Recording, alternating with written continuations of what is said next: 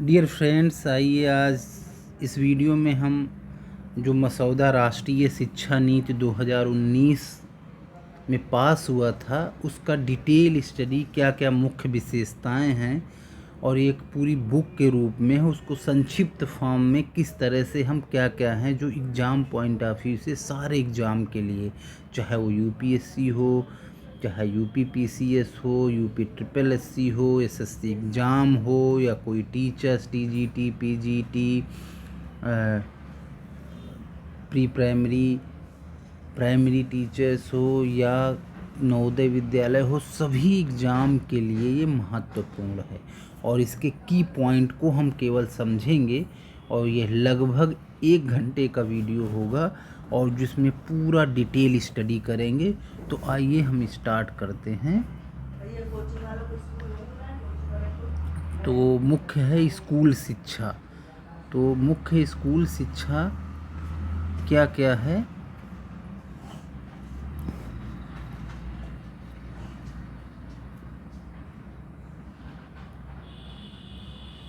तो सबसे पहले आइए 2025 तक पूर्व प्राथमिक शिक्षा का सार्वभौमिकरण करना। क्या क्या है उसमें?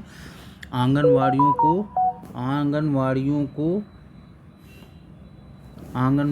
को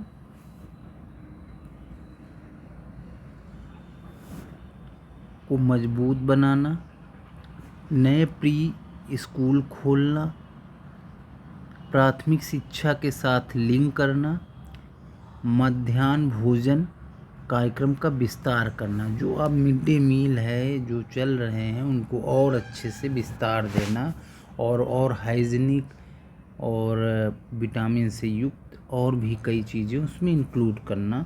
तो ये प्रपोजल है। तो नेक्स्ट आइए, नेक्स्ट पॉइंट में है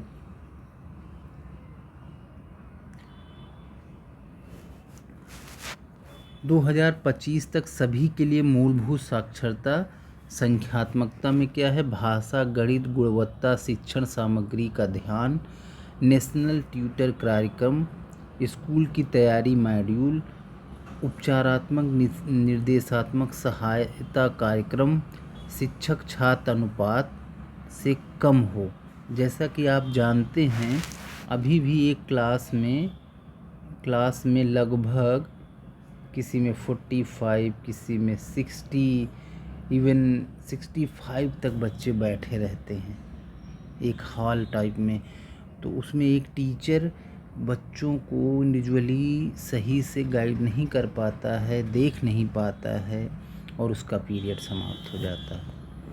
तो इसलिए इन सब चीज़ों को इस नई शिक्षा नीति में ध्यान दिया गया है। तो नेक्स्ट पॉइंट है नए पाठ्यक्रम और शैक्षणिक साक्षरता। तो इसमें क्या क्या दिया है कि 5+3+3+4 डिज़ाइन, जिसकी उम्र है 3 से 18 वर्ष। ये याद रखिए, ये एग्ज़ाम पॉइंट ऑफ व्यू से इम्पॉर्टेंट है। मूलभूत चरण पूर्व प्राथमिक और ग्रेड 1-2 के लिए। प्रारंभिक चरण क्या होगा? 3-5 के लिए। मध्य चरण क्या होगा? 6 to 8 ग्रेड।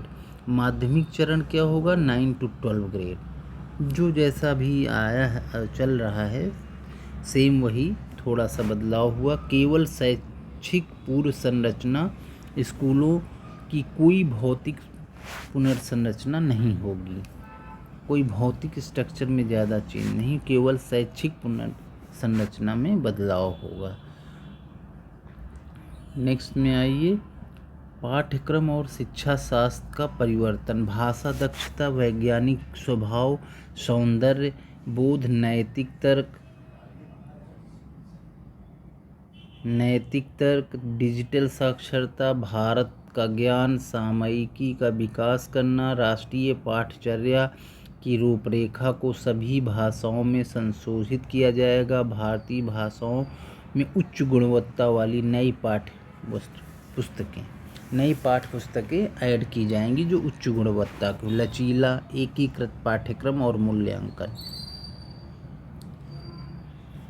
तो इसी तरह से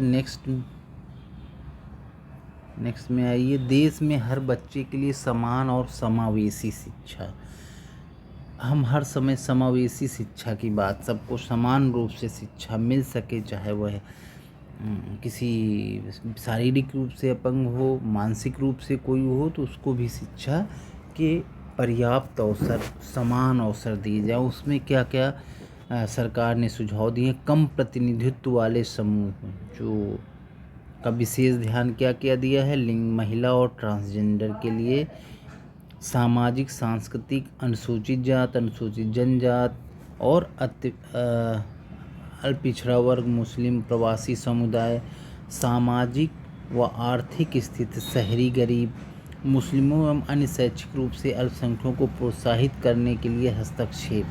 तो ये सब चीज़ों को इस पे विशेष बल दिया गया। और ये मुस्लिमों और अन्य शैक्षिक इसलिए भी जोर दी कि अगर जब तक शिक्षा का प्रचार प्रसार, शिक्षित नहीं होंगे, तो जो एक अंध परंपराएं हैं उस पर्टिकुलर समुदाय में भरी रहेंगी, वो स्वतः नहीं दूर होंगी। तो इन सब चीज़ों में इसलिए शिक्षा अत्यंत आवश्यक, इस पर सरकार ने। अब दूसरा क्या है, नेक्स्ट पॉइंट है, वंचित क्षेत्रों में विशेष शिक्षा जोन, राष्ट्रीय छात्रवृत्ति कोष। राष्ट्रीय छात्रवृत्ति कोष बनाए चल रहे हैं, उसमें और सुधार किया जाएगा। लक्षित जिलों को वित्त पोषण और सहायता प्रदान करना, कुछ जिलों को विशेष वित्त पोषण करके उनको सहायता दे करके आगे। URG शिक्षक भर्ती करना और 5:1 शिष्य शिक्षक अनुपात करना।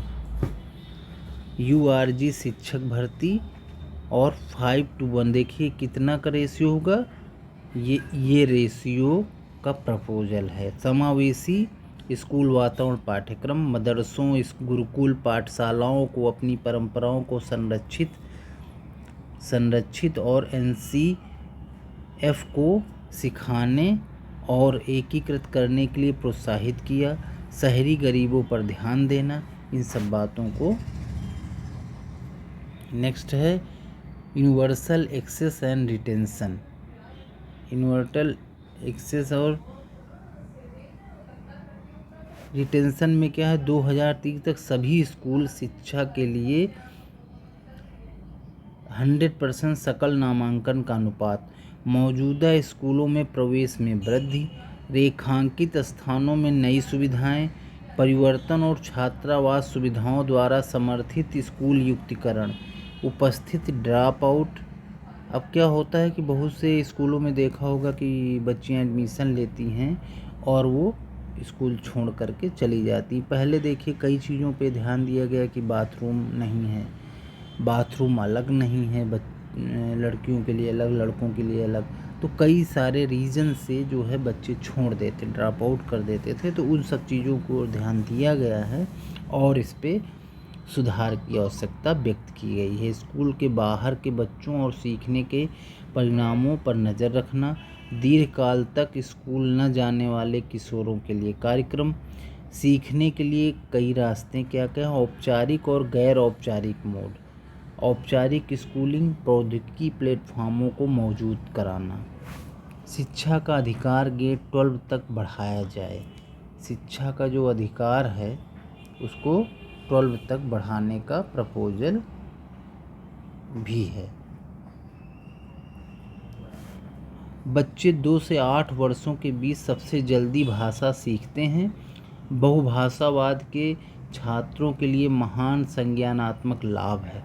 शिक्षा के माध्यम से रूप में घरेलू भाषा, मातृभाषा, प्री स्कूल ग्रेड 1 से छात्रों को 3 या अधिक भाषाओं के लिए एक्सपोजर, 3 भाषा सूत्र में लचीलापन, छात्र ग्रेड 6 और 7 में 3 भाषाओं में से एक या एक से अधिक कर सकते।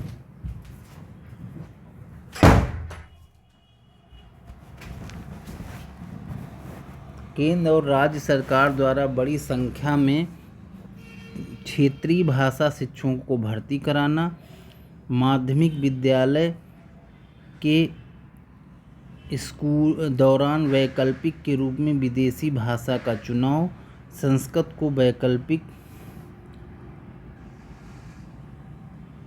तो इस प्रकार से आप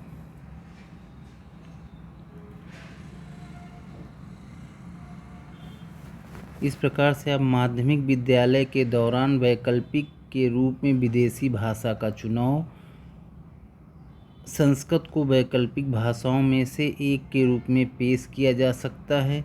स्कूलों में तमिल, तेलुगु, कन्नड़, मलयालम, उड़िया, पाली, फारसी, प्राकृत सहित अन्य शास्त्रीय भाषाओं के साहित्य का शिक्षण। तो इस प्रकार से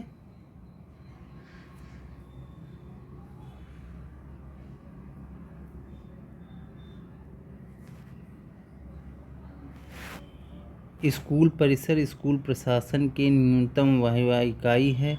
एक सन्निहित भूगोल के भीतर लगभग 30 पब्लिक स्कूलों का क्लस्टर होगा। एक माध्यमिक विद्यालय और पड़ोस के अन्य पब्लिक स्कूलों का संकलन करता है।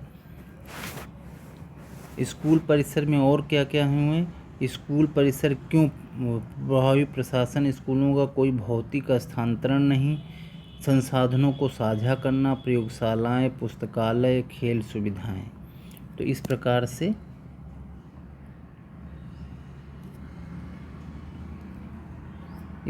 से शिक्षकों, परामर्शदाताओं और सामाजिक कार्यकर्ताओं को साझा करना, एक स्थान एक साथ काम करने के लिए शिक्षकों का समुदाय, स्वामित्व लेने के लिए स्कूल प्रबंधन समितियां। तो इस प्रकार से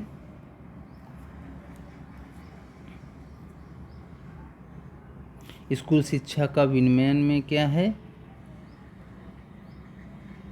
हितों के टकराव को खत्म करने के लिए अलग अलग निकायों द्वारा स्कूलों का विनियमन और संचालन, नया स्वतंत्र राज्य विद्यालय नियामक प्राधिकरण SSRA बनाया जाना, स्कूल शिक्षा निदेशालय पब्लिक स्कूल प्रणाली का संचालन, NCERT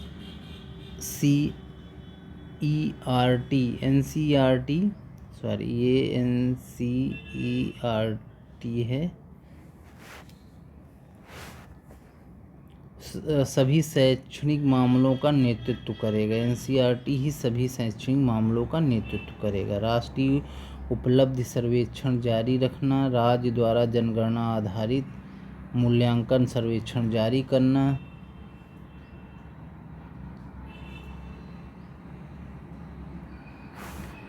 राष्ट्रीय उपलब्धि सर्वेक्षण जारी रखना, राज्य द्वारा जनगणना आधारित राज्य मूल्यांकन सर्वेक्षण जारी करना, सार्वजनिक और निजी स्कूलों का एक ही मानदंड बेंचमार्क प्रक्रियाओं पर विनियमन। तो इस प्रकार से स्कूल परिसर में क्या क्या चीज़ें होंगी। नेक्स्ट में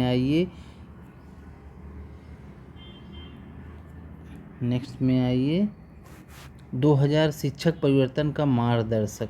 क्या क्या होगा इसमें? 2022 तक पैरा शिक्षकों की प्रथा को समाप्त करना, पर्याप्त भौतिक और संरचना शिक्षण संसाधन PTR, पुनः डिजाइन किया गया शिक्षक पात्रता परीक्षा, साक्षात्कार और प्रदर्शन, शिक्षकों को जिले में भर्ती किया गया और स्कूल परिसर में नियुक्त किया गया, शिक्षक कैरियर विकास, शैक्षिक प्रवेश और शिक्षक शिक्षा, शिक्षा का निरंतर व्यावसायिक विकास, लचीला एवं मॉड्यूलर दृष्टिकोण, पाठ्यक्रम प्रशिक्षण का कोई केंद्रीकृत निर्धारण नहीं।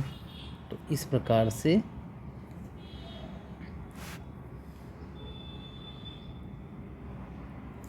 शिक्षक का निरंतर व्यावसायिक विकास, लचीला एवं मॉड्यूलर दृष्टिकोण, पाठ्यक्रम प्रशिक्षण का कोई केंद्रीकृत निर्धारण नहीं। और उसके बाद भारतीय भाषाओं में उच्च गुणवत्ता वाली सामग्री, कायाकल्प शैक्षणिक सहायता संस्थान,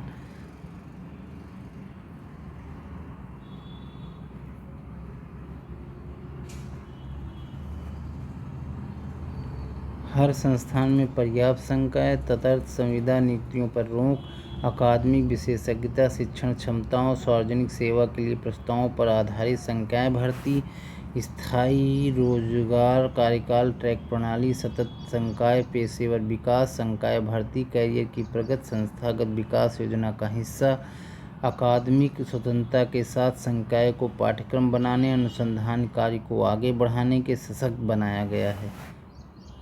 तो इस प्रकार से नेक्स्ट पॉइंट में आइए, उच्चतर शिक्षा में क्या क्या है। उच्चतर शिक्षा में तो उच्चतर शिक्षा में क्या क्या सुधार का प्रपोजल है। लगभग 15,000 बड़े बहुविषयक संस्थानों में 800 विश्वविद्यालयों और 40,000 कॉलेजों का एकीकरण करना है। 3 प्रकार से हायर एजुकेशन इंस्टीट्यूशन, जो हायर एजुकेशन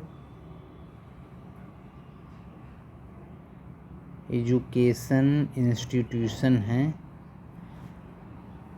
उनमें क्या क्या करना है। इंस्टीट्यूशन जो हैं, अनुसंधान विश्वविद्यालय, अनुसंधान और शिक्षण 150 से 300 संख्या, समान ध्यान केंद्रित करना। शिक्षण विश्वविद्यालय अनुसंधान के साथ शिक्षण पर प्राथमिक ध्यान 1000 से 2000 संख्या। स्वायत्त डिग्री देने वाले कॉलेज शिक्षण पर विशेष ध्यान देना, कितना है 5000 से 10,000 संख्या। सभी HEI हायर एजुकेशन विषयों एवं क्षेत्रों में शिक्षण कार्यक्रमों के साथ बहुविषयक संस्थान बनने के लिए वंचित भौगोलिक क्षेत्रों में उच्च गुणवत्ता वाले संस्थानों की प्राथमिकता। पर्याप्त सार्वजनिक निवेश, मिशन नालंदा MN और मिशन तक्षशिला MT। ये याद रखिए, MN सामान्य क्षेत्रीय वितरण के साथ 2030 तक कम से कम 100 टाइप 1 और 500 टाइप 2 HEI कार्य करते हैं। MT 2030, तो जो मिशन तक्षशिला है उसको 2030 तक हर जिले में कम से कम एक उच्च गुणवत्ता वाले HEI की स्थापना करना, हायर एजुकेशन इंस्टीट्यूट की स्थापना करना। नेक्स्ट में आइए,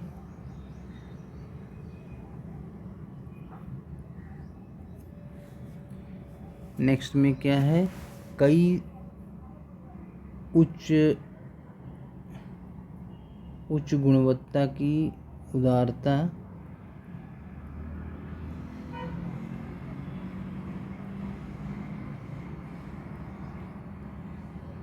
उच्च गुणवत्ता की उदार शिक्षा की ओर क्या क्या है, व्यापक बहुसांस्कृतिक प्रदर्शन के साथ उदार शिक्षा, कई निकाय संघ विकल्पों के साथ 3-4 साल की स्नातक की डिग्री, 4 साल का कार्यक्रम, उदार कला शिक्षा की स्नातक मेजर और माइनर्स, 3 वर्षीय कार्यक्रम, स्नातक को डिग्री 2 साल में उन्नत डिप्लोमा और 1 साल में प्रमाण पत्र के साथ निकास, 3 या 4 दोनों साल के कार्यक्रम अनुसंधान कार्य के साथ ऑनर्स की डिग्री, लचीला मास्टर डिग्री प्रोग्राम, 3 साल स्नातक की डिग्री वाले लोगों के लिए 2 साल, ऑनर्स उपाधि के साथ 4 साल की स्नातक डिग्री वालों के लिए 1 वर्ष, 5 साल का एकीकृत कार्यक्रम, कल्पनाशील और लचीला पाठ्यक्रम संरचना। 5 साल में जैसे जो शिक्षा के क्षेत्र में आते तो 12 करते हैं, +3 करते हैं, फिर BEd करते हैं, या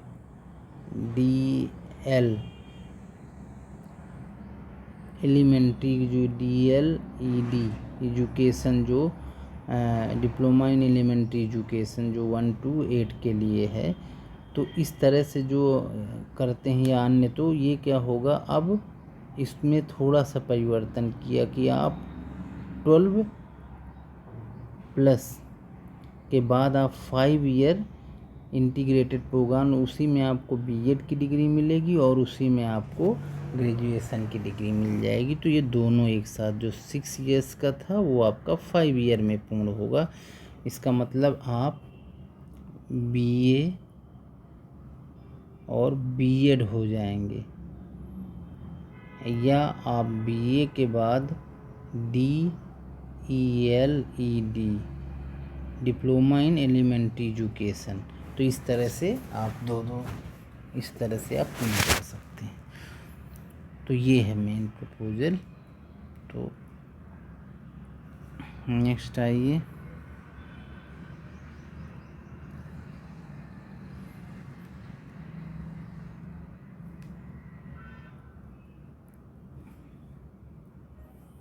तीन साल स्नातक की डिग्री वाले लोगों को 2 साल, ऑनर्स उपाधि के साथ 4 साल का स्नातक डिग्री वालों के लिए 1 वर्ष, 5 साल का एकीकृत कार्यक्रम, कल्पनाशील और लचीला पाठ संरचना, अध्ययन के विषयों पर रचनात्मक संयोजन, एकाधिक निकास और प्रवेश बिंदु, स्नातकोत्तर और डॉक्टरेट शिक्षा अनुसंधान आधारित विशेषज्ञता प्रदान करते हैं। तो इस प्रकार से उच्च शिक्षा शासन और विनियमन क्या है? मानक सेटिंग, वित्त पोषण, मान्यता और विनियमन स्वतंत्र निकाय, हल्का किंतु घाना लाइट बट टाइट विनियमन, राष्ट्रीय उच्चतर शिक्षा नियामक प्राधिकरण ये NHERA, विश्व अनुदान आयोग जो UGC है, उच्च शिक्षा अनुदान परिषद में परिवर्तित, ये किस में हो गया? परिषद में परिवर्तित हो गया UGC। व्यावसायिक मानक सेटिंग बॉडीज PSSB और पेशेवर अभ्यास और शिक्षा के लिए मानकों को निर्धारित करें। सामान्य शिक्षा परिषद राष्ट्रीय उच्च शिक्षा योग्यता फ्रेमवर्क का विकास, नियमन के लिए आधार के रूप में प्रत्यापन, NAAC जो नेशनल एक्रीगेटेड जो मिशन है उसके तहत आपको किसी यूनिवर्सिटी को A grade, A+ grade, B grade, B+ grade, C grade इस तरह से जो दिया जाता है वो NAAC के द्वारा पारिस्थितिकी तंत्र का विकास, उच्च शिक्षा के राज्य विभाग नीति स्तर पर शामिल, उच्च शिक्षा की राज्य परिषद सहकर्मी सहायता, सर्वोत्तम अभ्यास साझा करने की सुविधा, सार्वजनिक और निजी संस्थानों के सामान्य नियामक शासन, निजी परोपकारी पहल को प्रोत्साहन। तो इस प्रकार से नेक्स्ट उच्च शिक्षा में स्वायत्तता, अब क्या क्या फ्रीडम देंगे, क्या क्या स्वायत्तता देंगे, आइए उस पर चर्चा करते। सभी उच्च शिक्षा संस्थान स्वायत्त स्वशासी संस्थाएं होंगी। उच्च शिक्षा संस्थानों को स्वतंत्र समितियों द्वारा पूर्ण शैक्षणिक और प्रशासनिक स्वायत्तता के साथ शासित किया जाना है। बाहरी हस्तक्षेप समाप्त करना, संस्थागत प्रतिबद्धता के साथ उच्च क्षमता वाले व्यक्तियों को कार्य नियोजित करना, कार्यक्रम शुरू करने और चलाने के लिए पाठ्यक्रम, छात्र की क्षमता, संसाधनों की आवश्यकता निर्धारित करना, शासन लोगों के प्रबंधन के लिए आंतरिक प्रणाली विकसित करना, संबद्धता, संबद्ध महाविद्यालयों को उपाधि देने वाले स्वायत्त महाविद्यालयों के रूप में विकसित करना।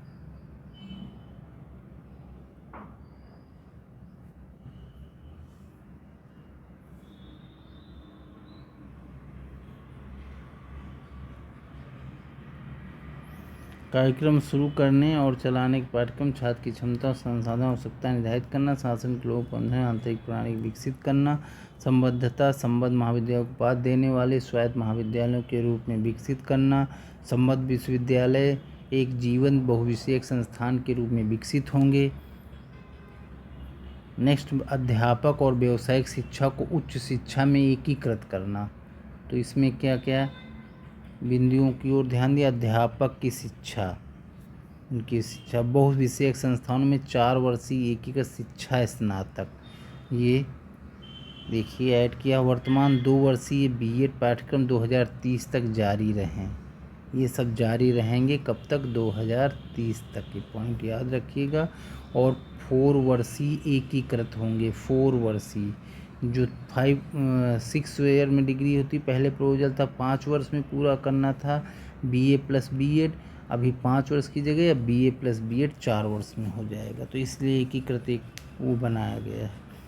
तो 2030 के बाद केवल 4 वर्ष के शिक्षा कार्यक्रम चलाने वाले संस्थान 2 वर्षीय कार्यक्रम चला सकते हैं। घटिया और निष्क्रिय शिक्षक शिक्षण संस्थान बंद किए जाएं।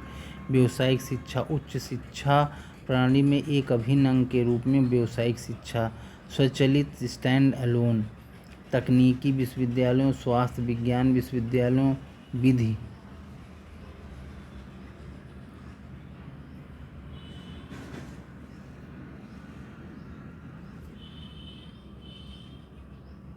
क्या है? स्टैंड लोन, तकनीकी, स्वास्थ्य, विधि और कृषि विश्वविद्यालयों या इन दोनों क्षेत्रों अथवा अन्य में भविष्य में संस्थान स्थापित नहीं किए जाएंगे और यदि आवश्यक हो तो बंद भी कर दिया जाएगा। व्यावसायिक एवं सामान्य शिक्षा प्रदान करने वाले सभी संस्थानों को 2030 तक दोनों पाठ्यक्रम चलाने वाले संस्थानों के रूप में व्यवस्थित रूप से विकसित होने चाहिए। तो जो व्यवहारिक संस्थान चल रहे हैं वो जिनका फ्रूटफुल रिजल्ट, जिनका प्रैक्टिकली उपयोग नहीं हो रहा है, वो सब बंद कर दिए जाएंगे। इष्टतम शिक्षण वातावरण, छात्र सहायता, ODL और राष्ट्रीयकरण और शैक्षिक प्रौद्योगिकी। राष्ट्रीय उच्चतर शिक्षा योग्यता का फ्रेमवर्क, परिणाम और आधारित और साख निर्धारित प्रभावी शैक्षणिक प्रथाओं के माध्यम से सीखने के अनुभव में उभारना। छात्रों का मूल्यांकन केवल शैक्षणिक पहलुओं के आधार पर न कर समिति की क्षमताओं प्रकृति के अनुरूप करना। छात्रों के लिए उपलब्ध शैक्षणिक, वित्तीय एवं भावनात्मक समर्थन भी मिलना चाहिए। ओपन और डिस्टेंस लर्निंग का विस्तार। देखिए ये ODL को पर जोर दिया जा रहा है। ओपन डिस्टेंस लर्निंग, शिक्षा का अंतर्राष्ट्रीयकरण सुगम बनाना, इसके लिए शिक्षा में प्रौद्योगिकी मतलब इंफॉर्मेशन टेक्नोलॉजी को उसमें लाना, कंप्यूटरी का शिक्षा पर जोर देना, वंचित समूहों एवं शैक्षिक पहुंच को बढ़ाया जाना, शिक्षा योजना और प्रबंधन। तो इस प्रकार से आइए next point, national research foundation, इसका अहम योगदान रहेगा आने वाले वर्षों में। स्वायत्त निकाय और संसद के एक अधिनियम के माध्यम से स्थापित 20,000 करोड़ का वार्षिक अनुदान अगले दशक में उत्तरोत्तर वृद्धि फाउंडेशन के काम के दायरे में शामिल होंगे। जितने फाउंडेशन संस्थान चल रहे हैं उनको भी प्रोत्साहन मिलेगा। एक प्रतिस्पर्धी सहकर्मी समीक्षा आधारित प्रक्रिया के माध्यम से सभी विषयों में अनुसंधान अनुदान, देश भर में शैक्षणिक संस्थानों में अनुसंधान क्षमता का निर्माण, अनुसंधान विश्वविद्यालयों में माध्यम से बीजारोपण, अनुसंधान के माध्यम से राज्य विश्वविद्यालयों में अनुसंधान क्षमता को प्रभावित करना और निर्माण करना। राज्य विश्वविद्यालयों में मौजूदा शोध बढ़ रहा है। डॉक्टरेट और पोस्ट डॉक्टोरल फेलोशिप, शोधकर्ताओं, सरकार और उद्योगों के बीच लाभकारी संबंध बनाना।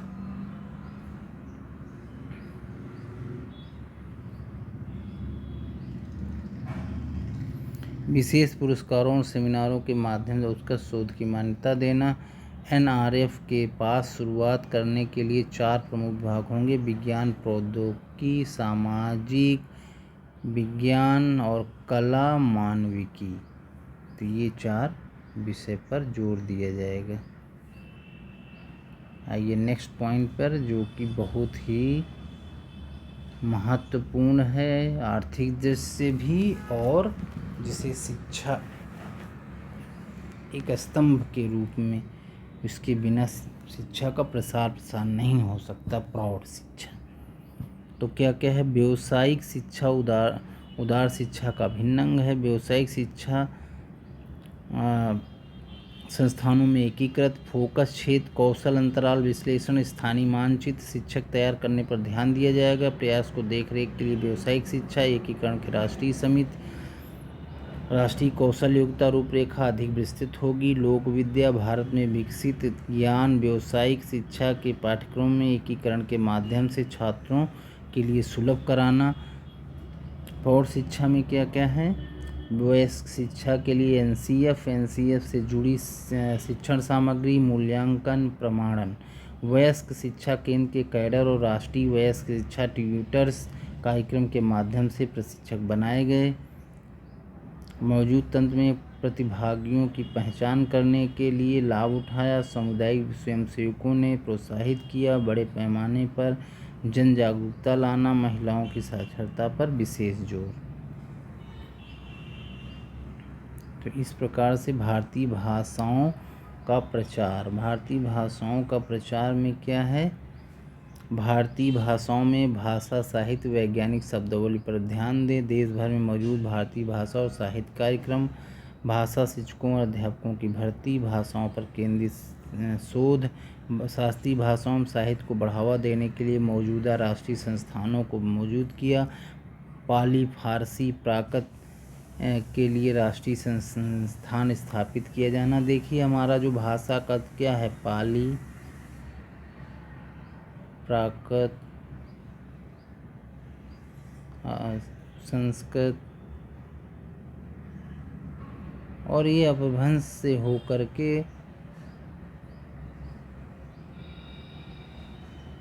अपभ्रंश से होते हुए जो हिंदी के रूप में हम आज पढ़ रहे हैं, तो वो पुरानी भाषाओं को, उन पुरानी चीज़ों को भी पुनः स्थापित करने की कोशिश की जा रही है। Indian institute of translation and interpretation की स्थापना विभिन्न भारतीय भाषाओं के साथ साथ विदेशी भाषाओं का भारतीय भाषाओं के बीच महत्व की सामग्री की उच्च गुणवत्ता और अनुवादों के करने के लिए की जाएगी। वैज्ञानिक तकनीकी शब्दावली आयोग के लिए अध्यादेश को नए सिरे से और विस्तारित किया जाए, जिनसे सभी विषयों और क्षेत्र को शामिल हो, न केवल भौतिक विज्ञानों की शामिल किया जाए, केवल फिजिक्स साइंस को, यानी साइंस को ही नहीं, अन्य चीज़ों को भी उसमें शामिल किया। नेक्स्ट में आइए राष्ट्रीय शिक्षा आयोग। राष्ट्रीय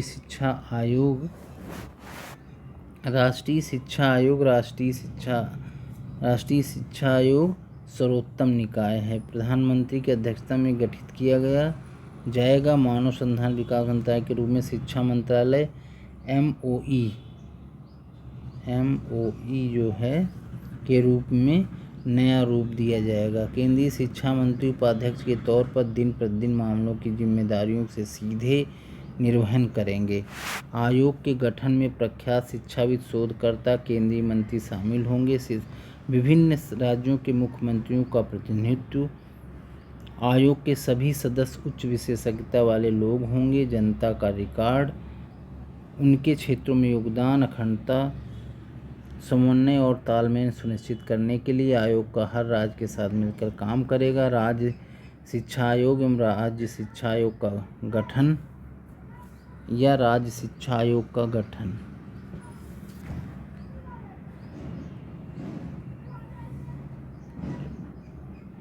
अब आइए वित्त पोषण, कहाँ से पैसा आएगा, उन संस्थानों को मिलेगा।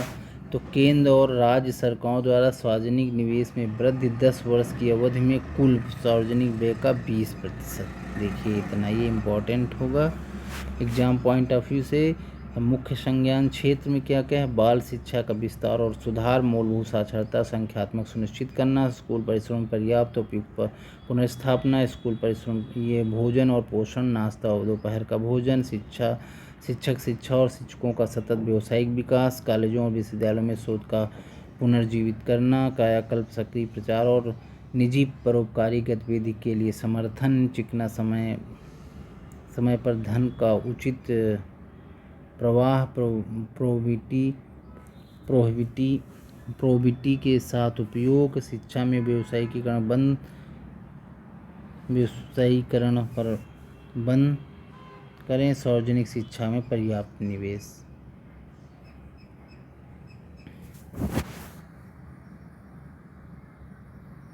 तो ये सब आपने पढ़ा, तो इसका मुख्य आप देखिए। तो अगर हम मुख्य बिंदुओं पर आएँ तो इंडिया की यदि हम बात करें तो यदि अभी तक हम दो